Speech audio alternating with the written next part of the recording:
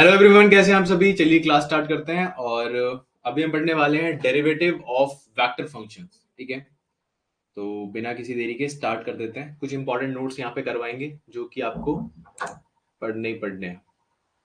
चलिए स्टार्ट करते हैं। सो नोट, आज की क्लास इंपॉर्टेंट इसलिए क्योंकि आज की क्लास में क्वेश्चन से ज्यादा आपको कुछ इंपॉर्टेंट नोट्स बताए जाएंगे, या फिर मैं कहूँ सीधे फॉर्मूले जो कि आपको कैलकुलेशन में हेल्प करेंगे। तो मान लीजिए आपके पास if G F vector, G vector और एच वैक्टर, तीन वैक्टर्स आपको दिए हुए are.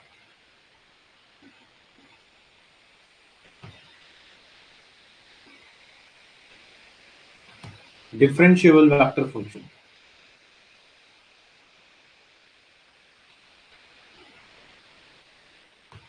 Of a scalar variable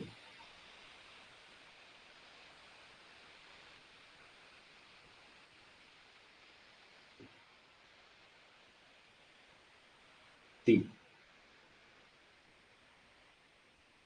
and phi is a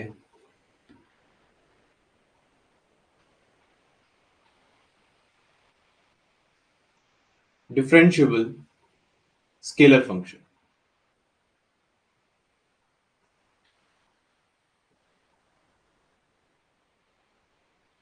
of a scalar variable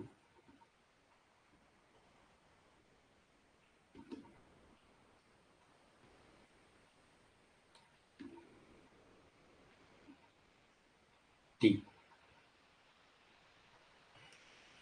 Then number one,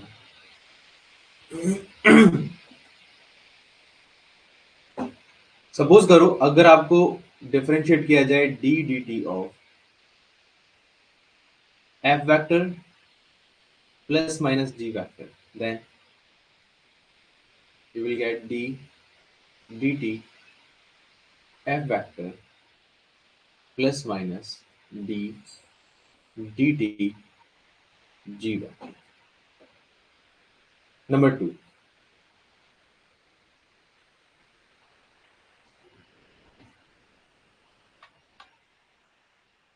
अगर आपको दे दिया जाए d dt F vector dot G vector, F vector dot G vector क्या एक स्केलर क्वांटिटी होती है, ठीक है। तो ये बन जाएगा F vector dot d D t G vector, मतलब कुछ भी से कह लो d G d T plus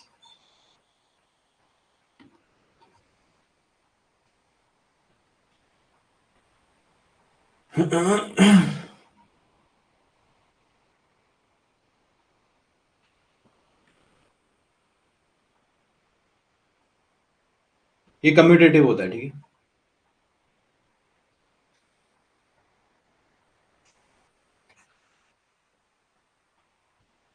number three,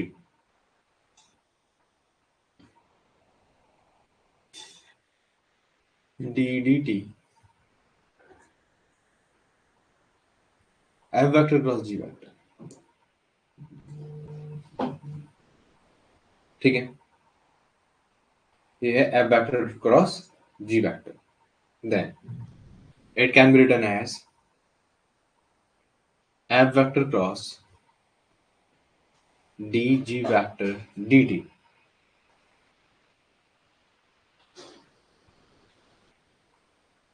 plus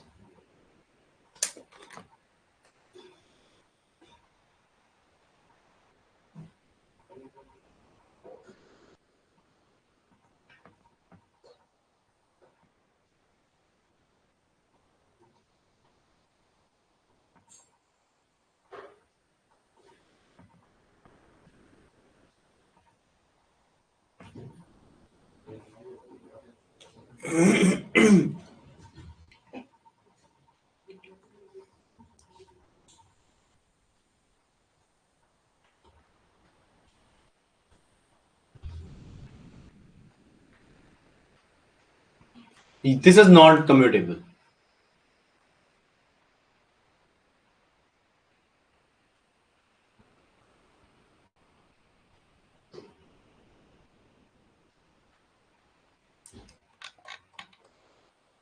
ठीक है, अब यहाँ पे एक चीज समझने की कोशिश करना आप। मान लीजिए आपने यहाँ पे डाला एफ क्रॉस डी, मतलब देखो अभी किसी बच्चे का दिमाग में आए कि सर मैं इसको ऐसे लिख सकता हूँ क्या, मतलब del d D T F vector cross G vector ना लेके कोई बच्चा सोचे मैं इसको ऐसे लिख सकता हूँ क्या, तो आप ऐसे इसको नहीं लिख सकते, मतलब ये आपस में कम्यूट नहीं करेंगे।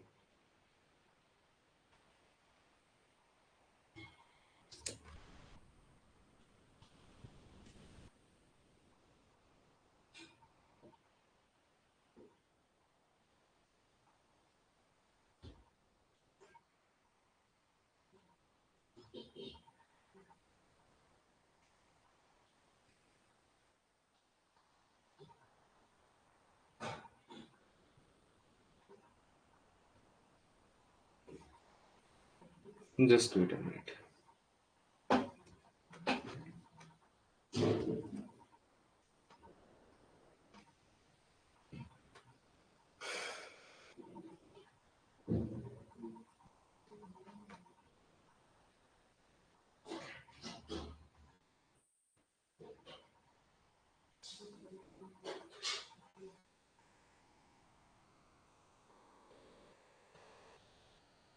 Just wait a minute.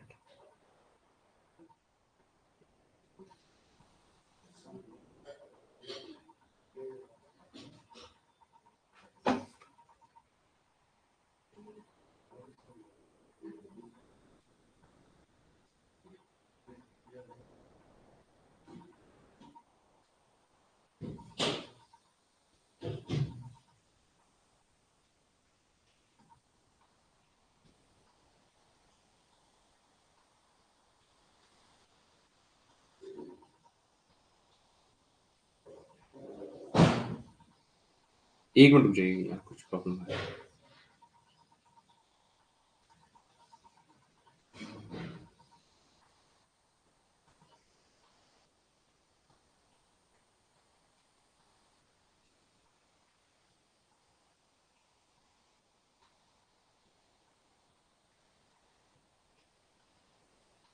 ठीक है, आगे बढ़ता है।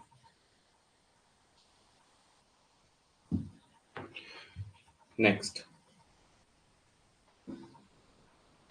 नंबर 4।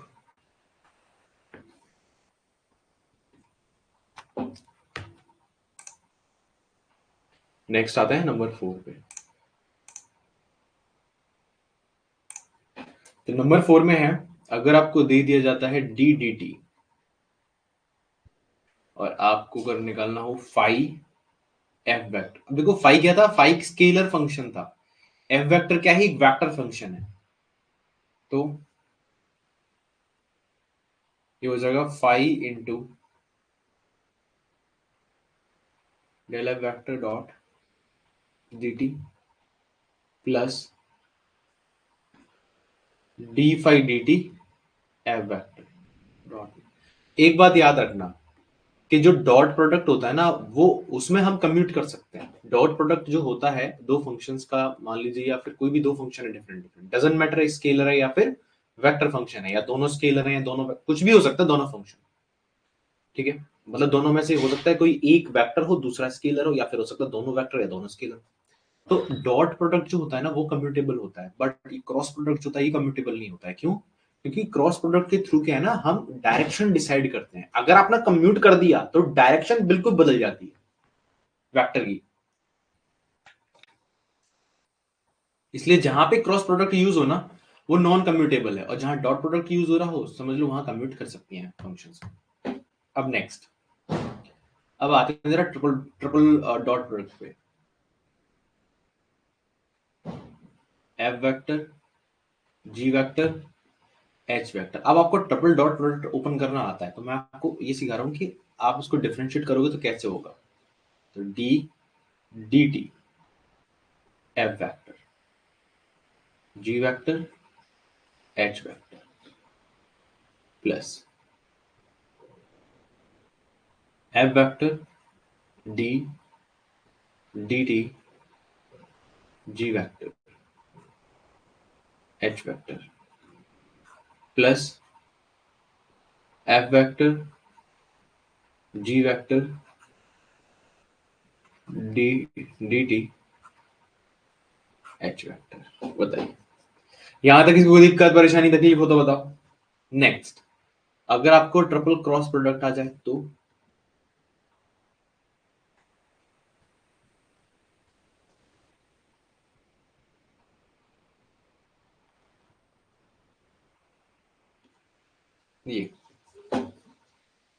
ये हो जाएगा d F vector D t cross G vector cross H vector plus F vector cross d G vector D t cross H vector plus F vector cross G vector cross d H t t vector. बस इतना ही है।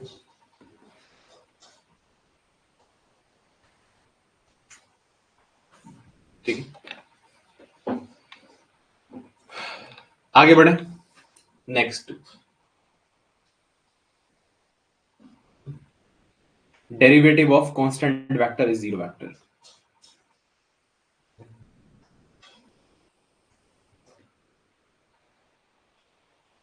Derivative of A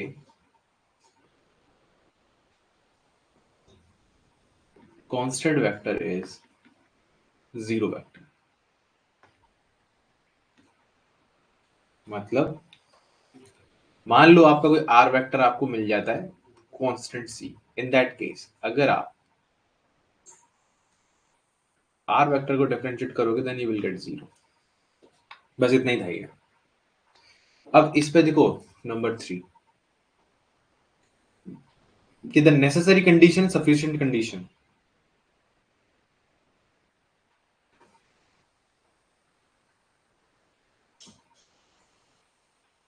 the necessary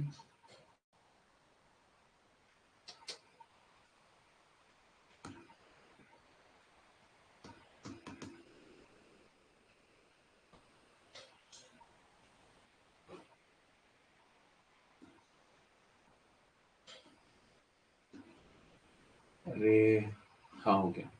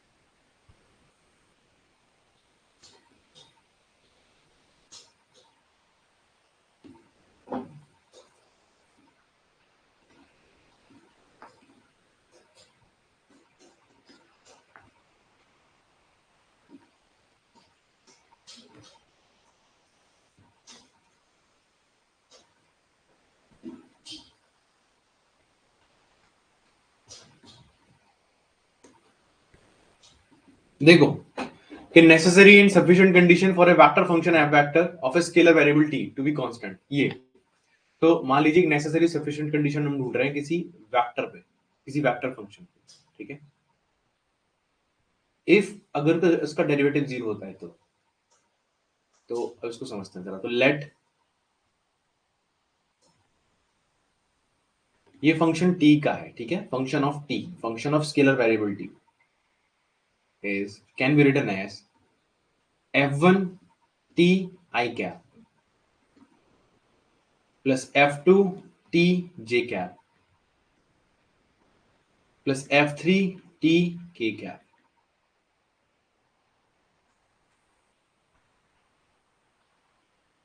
del F vector del T is equal to zero.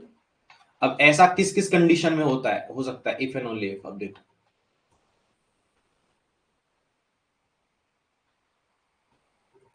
जब, अब देखो ऐसा कब होगा, अगर ये 0 हो रहा है that means D D T F1 of T I क्या प्लस। अब कोई हो सकता है किसी बच्चे का दिमाग चले कि सर यहाँ पे वेक्टर लगा देते हैं। भाई वेक्टर क्यों लगा देते हैं? ये एक स्केलर फंक्शन है, ये एक स्केलर फंक्शन, जब स्केलर फंक्शंस को आई कैप जे कैप के कैप डायरेक्शन देके ऐड किया जाता है तब वो कंप्लीट वेक्टर बनता है। यहाँ F1 पे वेक्टर नहीं आएगा। D D t F2 t j cap plus d D t F3 t k cap. अब देखो ये 0 आ रहा है, अगर ये ओवरऑल मतलब del F vector del T की वैल्यू ये 3 निकल के आएंगे, अगर तीनों के तीनों 0 है, आई कैप वाला जे कैप वाले को कैंसिल नहीं कर सकता, जे कैप वाला के कैप, मतलब ये आपस में एक दूसरे को कैंसिल नहीं कर सकते बिकॉज तीनों के तीनों अलग ही डायरेक्शन में जा रहे हैं। इसका मतलब तीनों के तीनों इंडिविजुअल 0 हो रहे हैं। कितने बच्चों की बात समझ में आई? इसका मतलब इफ एंड ओनली, इसका मतलब क्या हुआ, del T del F1 T is equal to 0 हो रहा है, समझ रहे हैं इसका मतलब, and D t F2 T ये भी 0 हो रहा है, और डी टी ये भी 0 हो रहा है। इसका मतलब F1 of t is equal to C1।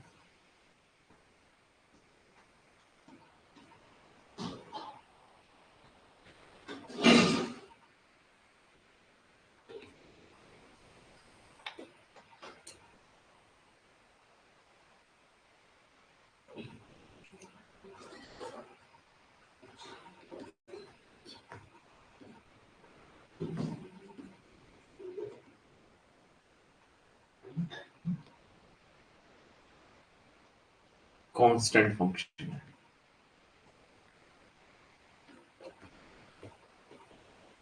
Constant आ गया, ठीक है। कहने का मतलब है ये C1 C2 C3 they all are constant, constant को डायरेक्शन दे दिए तो ओवरऑल वेक्टर फंक्शन कैसा हुआ, कांस्टेंट वेक्टर फंक्शन है। ये मतलब ऐसा बताया गया है कि मान लो आपके नेसेसरी सफिशिएंट कंडीशन है, अगर कि आपका जो एफ वेक्टर है, F vector of T to be constant, ये कांस्टेंट होगा इफ इसका डेरिवेटिव 0 होता है, बस खत्म। ये यहाँ पे प्रूव करके दिखाया है। अब नेक्स्ट कंडीशन है, ठीक है, नेक्स्ट केस, नेक्स्ट केस है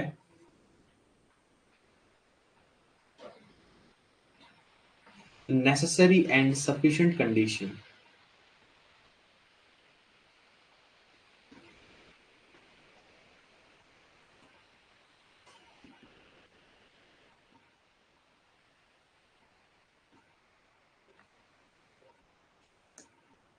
for the vector function f vector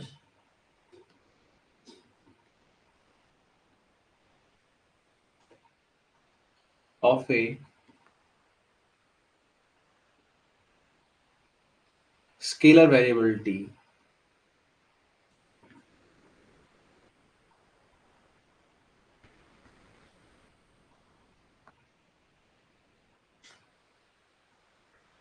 to have a constant magnitude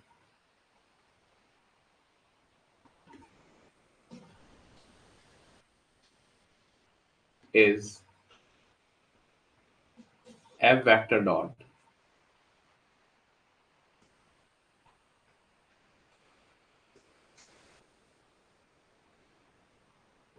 df vector details। Okay, देखो बात हो रही है कि necessary and sufficient condition for a vector function, एक वेक्टर फंक्शन है एफ ऑफ टी, मतलब F dash F vector of T. इसका इस लाइन का मतलब क्या है कि एफ वेक्टर है और वेरिएबल में क्या इस्तेमाल किया है, scalar variable T, to have a constant magnitude, मतलब इसका मैग्नीट्यूड कांस्टेंट हो जाएगा इफ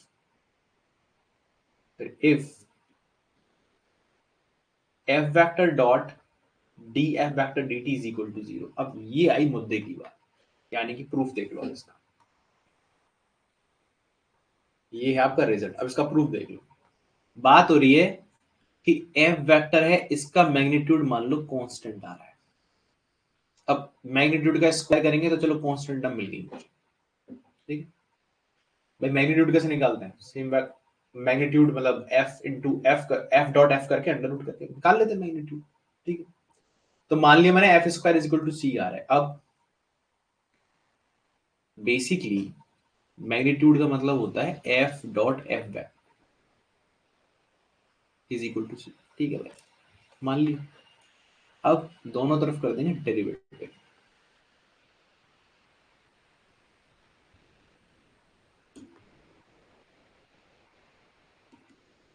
अब जब मैं इसको थोड़ा ध्यान से देखूं, आपको नहीं लगता ये F vector dot D F vector dot D T plus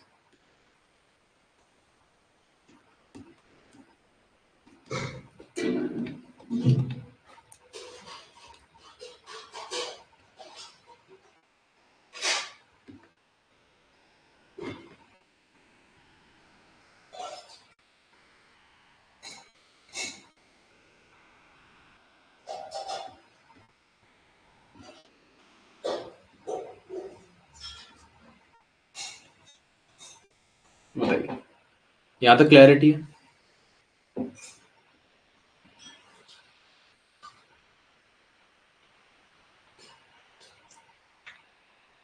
ठीक है, ये हो गया। अब एक और क्वेश्चन, एक और रिजल्ट पढ़ते हैं, एक और रिजल्ट पढ़ते हैं। ये रिजल्ट अच्छा है और इंपॉर्टेंट भी है। Number 5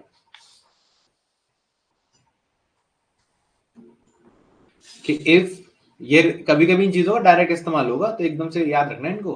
F vector dot D F D vector, that means आपके फंक्शन का मैग्नीट्यूड एक कांस्टेंट फंक्शन है, सॉरी कांस्टेंट वेरिएबल है, सॉरी जस्ट कांस्टेंट है, just constant, magnitude is constant. So if F vector is a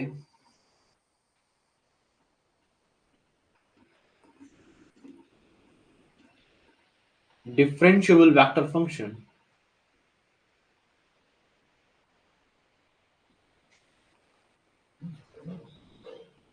of a scalar function,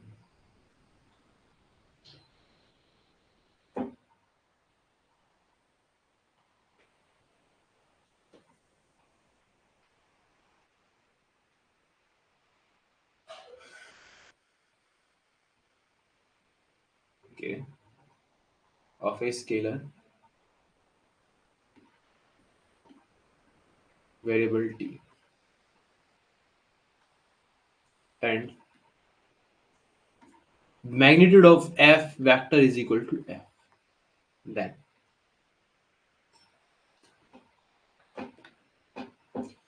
देखो सबसे पहले इस बात को समझो कि अगर आपके फंक्शन का मैग्नीट्यूड, आपके फंक्शन f मतलब मैग्नीट्यूड से कोई फर्क ही नहीं पड़ रहा है, ठीक है, तो इसका मतलब क्या है कि आपका जो फंक्शन है या तो उसमें सिर्फ आई कैप वाला पार्ट था या सिर्फ जे कैप वाला पार्ट था, या फिर सिर्फ के वाला पार्ट, के कैप वाला पार्ट है। मतलब उसमें आई कैप जे कैप के कैप तीनों एक साथ नहीं आ रहे, तीनों में से कोई एक सिंगल आ रहा है। या तो आ रहा होगा F1 आई कैप ओनली, या आ रहा होगा F2 जे कैप ओनली, या फिर आ रहा होगा F3 के कैप ओनली। खैर, अब जरा इसके रिजल्ट्स देख लेते हैं। रिजल्ट्स हैं डी डी टी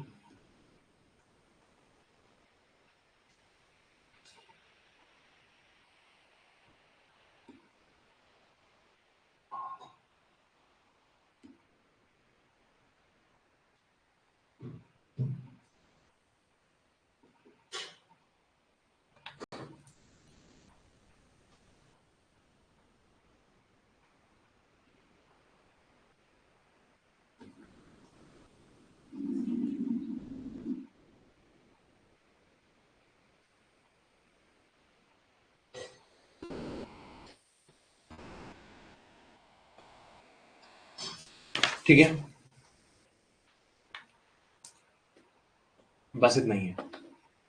तो मैं आपको थोड़ा सा क्लियर कर देता हूँ उस जगह पे कि इसका मतलब क्या है। जो एफ वेक्टर है ना, वो इस तरीके से दे रखा है F1 आई कैप, या फिर एफ वेक्टर दे रखा होगा F2J कैप ओनली, या फिर F vector F3K cap only. इस तरीके से इन तीनों में से कोई एक हो सकता है, तभी ऐसी पॉसिबिलिटी बनेगी। और अगर ऐसी पॉसिबिलिटी बनती है तो ये तीनों में से किसी भी रैंडम को उठा लो, इन दोनों प्रॉपर्टीज को एज इट इज सेटिस्फाई करेगा। चाहो तो करवा के देख लो, ठीक है। ओके, आगे बढ़े हम। अब बढ़ते हैं नेक्स्ट रिजल्ट पे। नेक्स्ट रिजल्ट इंटरेस्टिंग भी है और काफी अच्छा भी है कि if f vector is differentiable function,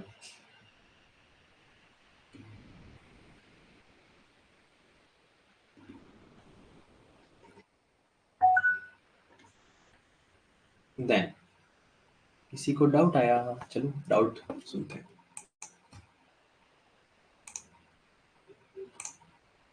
हाँ, किसी ने डाउट पूछा तो प्लीज पूछ लीजिए। सर नेसेसरी कंडीशन से नोट करना, अच्छा नेसेसरी कंडीशन से नोट करना है, ओके। कहाँ पे? फोर्थ वाला या कौन सा? फिफ्थ, थर्ड वाला? सुमित प्लीज बताइए मुझे, कौन सा थर्ड वाला या फोर्थ वाला? कहाँ से नोट डाउन करना है? मुझे पता नहीं लगता है, मतलब मैं तो लिखते हुए चला जाता हूँ समझाते समझाते। कहाँ कहाँ से नोट करना स्टार्ट करना है सुमित?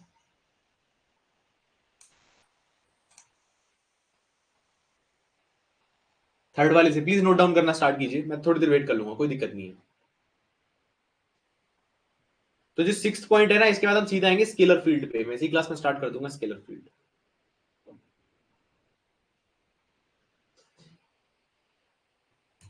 कोई नहीं, आप लोग नोट डाउन कीजिए। I will wait. मैं स्लाइड को मतलब ऊपर करते, हर एक मिनट के बाद मैं स्लाइड को ऊपर बढ़ाता चलूंगा। आप नोट डाउन कर लीजिए।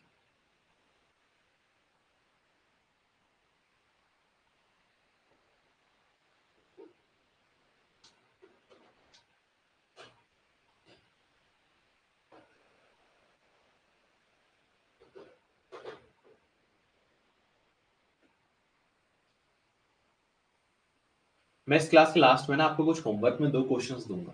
आपको दो क्वेश्चंस करने हैं। अगर आपने कर लिए तो समझ जाओ आप बहुत सही ट्रैक पे जा रहे हो। नहीं कर पाए तो फिर मैं करवाऊंगा, डोंट वरी।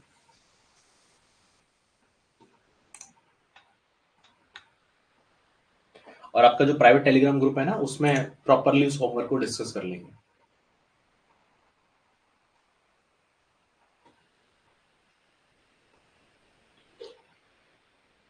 आपको जो होमवर्क दिया जाएगा मैं उसका सॉल्यूशन आपके प्राइवेट टेलीग्राम ग्रुप में डाल दूंगा, तो आप वहां से उसको देख लेना।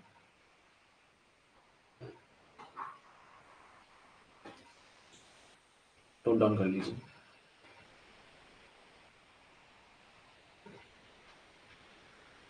और 16 तारीख से आपकी क्वेश्चन प्रैक्टिस सेशंस भी स्टार्ट हो जाएंगे आपके बैच में। जो कि प्रीवियस ईयर क्वेश्चंस जो टॉपिक वाइज होते हैं ना, आपको स्टार्ट करवा देंगे। तो मैं बता देता हूँ आपको क्या क्या स्टार्ट करवाएंगे हम लोग। तो यहाँ पे कुछ पर्टिकुलर टॉपिक्स हैं। अलजेब्रा, रियल एनालिसिस जिसमें one variable several variable sequence series आएंगे। इंटीग्रल कैलकुलस, डिफरेंशियल इक्वेशन मतलब ओडी वाला पार्ट, वेक्टर कैलकुलस और एलपीपी।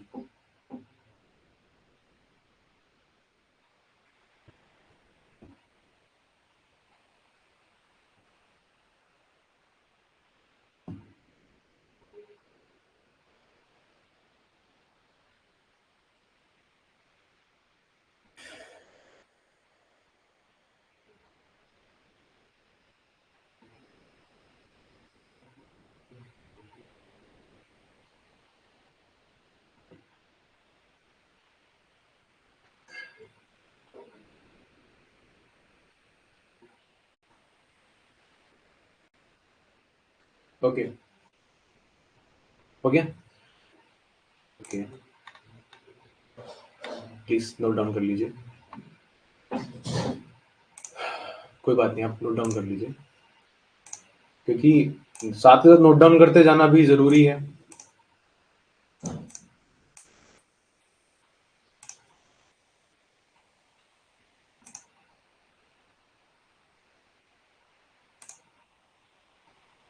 नोट डाउन कर लीजिए।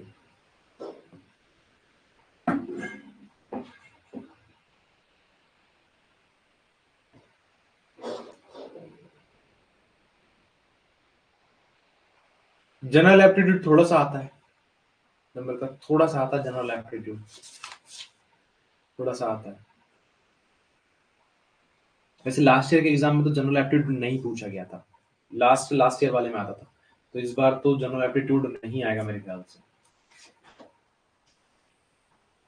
पहले आता था जनरल एप्टीट्यूड थोड़ा थोड़ा करके, लेकिन अभी नहीं आएगा, अभी तो सिर्फ और सिर्फ आपको सीधे सीधे टोटल 75 क्वेश्चंस आएंगे। चेंज कर दिया ना पैटर्न,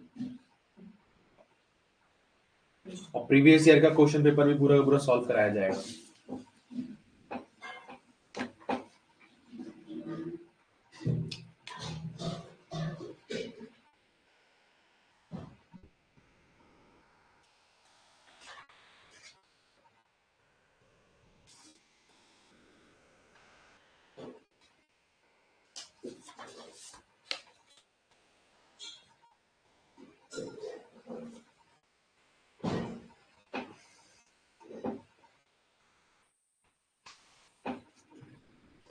पहले पे होता था जनरल एप्टीट्यूड, लेकिन अब नहीं आता है। ठीक है, ओके, नोट डाउन कर लिया आप सब लोगों ने? प्लीज नोट डाउन कर लीजिए, नोट डाउन कर लीजिए, फिर हम आगे बढ़ते हैं।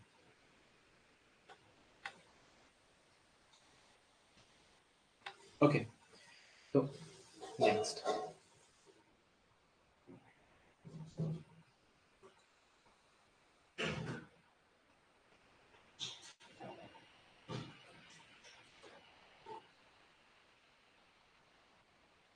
is equal to f vector cross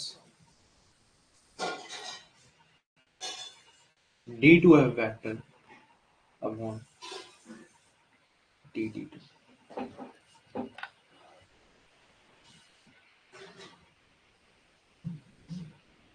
यहाँ पे d dt f vector cross d dt f vector can be written as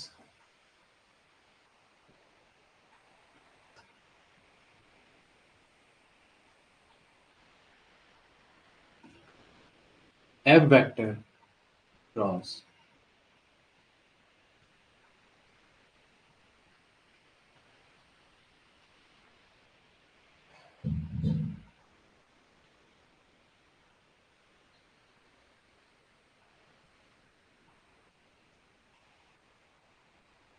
एक मिनट चाहिए जरा।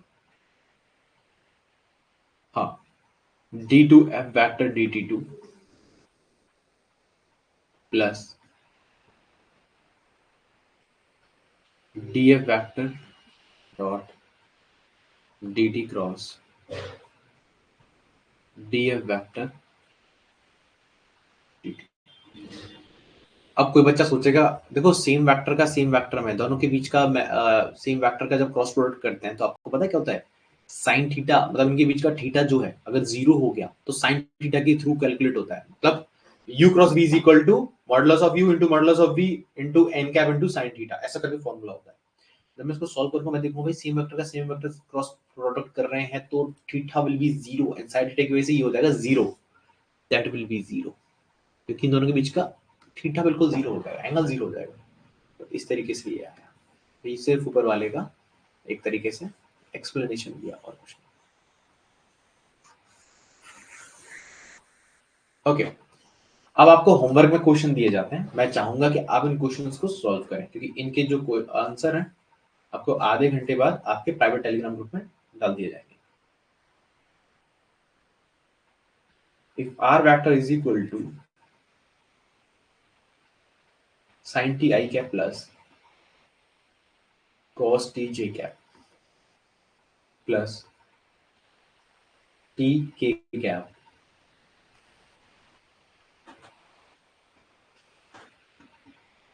then fine।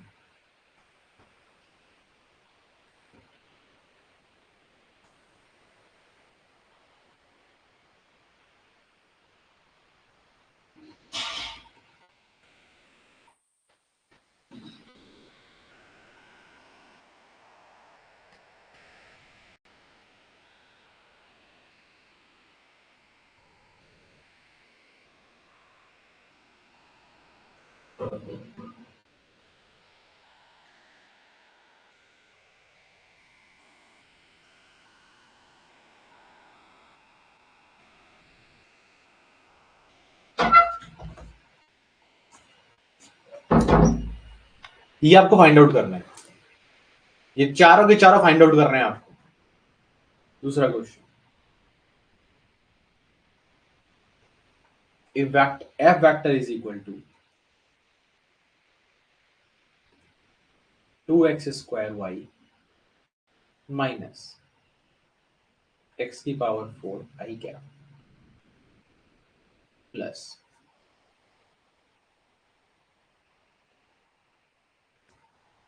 e की power X Y minus y of sine x j cap plus x square cos y, ठीक है, then find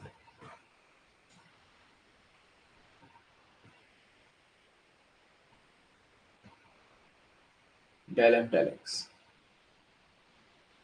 number 2, del f del y। Number 3, del 2f upon del x2। Number 4, del 2f del y2।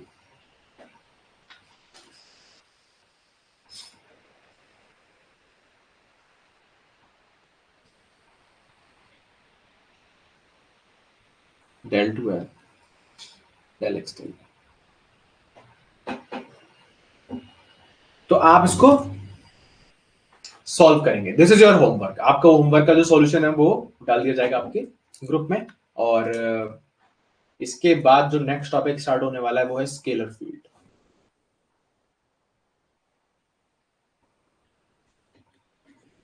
आपके private Telegram group पे पहुंच जाएगा आपका solution, ठीक है। अब नेक्स्ट आते हैं स्केलर फील्ड। तो अभी तक हमने स्केलर फंक्शन पढ़ा, स्केलर फील्ड पढ़, sorry vector function, scalar function पढ़े। अब यहां से आगे हम पढ़ेंगे scalar field and vector field, क्योंकि ग्रेडियंट ऑफ, अब जो ग्रेडियंट और डाइवर्जेंट निकाले जाते हैं ना, वो स्केलर फील्ड के या फिर क्या कहते हैं, स्केलर फील्ड के निकाले जाएंगे, वेक्टर फील्ड के निकाले जाएंगे, ठीक है।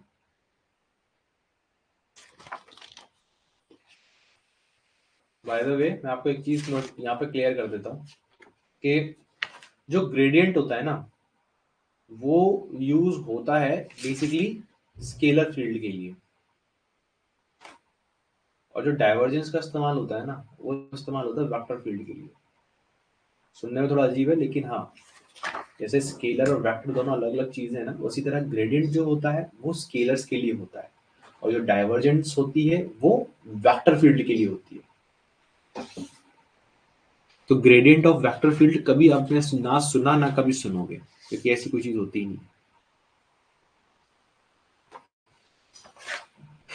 ठीक है। तो ये हम शुरू करेंगे नेक्स्ट क्लास में, क्योंकि नेक्स्ट क्लास में स्केलर फील्ड और वेक्टर फील्ड की जस्ट एक डेफिनेशन होगी, जस्ट एक डेफिनेशन, मुश्किल से मुश्किल 4 लाइन की स्केलर फील्ड की, 4 लाइन की वेक्टर फील्ड की। हमारा नेक्स्ट क्लास में मेन टारगेट होगा gradient of a scalar field, उसके लिए कौन कौन से फॉर्मूले डिफाइन किए गए हैं, उनका इस्तेमाल कैसे करना है, ठीक है। बाकी उससे पहले जो होमवर्क स्क्रीन पर दिख रहा है, इस होमवर्क को पूरा कर लेना। इजी है, सिंपल है। सर पहले क्वेश्चन पेपर में कोई बात नहीं। और हाँ, मैं बहुत जल्दी आपको लास्ट ईयर का सीयूटीपीजी वाला मैथमेटिक्स का पेपर भी सॉल्व करवाऊंगा, और 16 फरवरी से आप लोगों की क्वेश्चन प्रैक्टिस क्लासेस स्टार्ट हो रही हैं, सो प्लीज उनमें आप थोड़ा एक्टिव रहना, ठीक है। Okay, thank you so much. मिलते हैं आप सभी लोगों से नेक्स्ट क्लास में। नेक्स्ट क्लास होगी कल सुबह 8:30 बजे। Thank you.